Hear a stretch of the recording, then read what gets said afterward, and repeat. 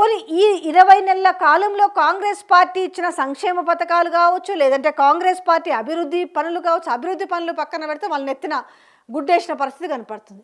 ఇలాంటి నేపథ్యంలో ఏమవుందంటే ఖచ్చితంగా ఇప్పుడు రాష్ట్రంలో చూస్తారు కదా, యూరియా కొరత అనేది సో సిటీ ప్రాంతంలో లేకపోయినప్పటికీ వాళ్ళు చూస్తారు కదా. ఇప్పుడు హైదరాబాద్లో నివాసం ఉండేటోళ్ళందరికీ కూడా ఖచ్చితంగా పల్లెలలో ఊర్లలో వాళ్ళకి సంబంధించిన బంధువులు, అమ్మా నాయనో, అత్త మామ ఎవరో ఒకరైతే ఉంటారు కదా, వాళ్ళు ఇబ్బంది పడుతున్న వాయినం కూడా చూస్తారు.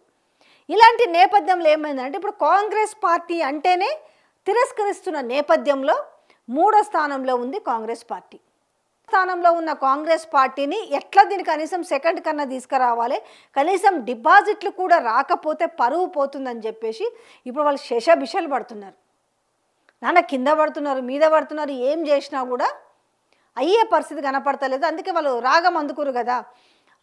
ఈయన దానం నాగేందర్ ఏమో ఖచ్చితంగా గెలిచి తీరాల్సిన అవసరం ఉంది కాంగ్రెస్కి. ఇప్పుడు జూబ్లీ హిల్స్ ఉప ఎన్నిక అనేది చాలా ప్రాముఖ్యతను సంతరించుకుంది.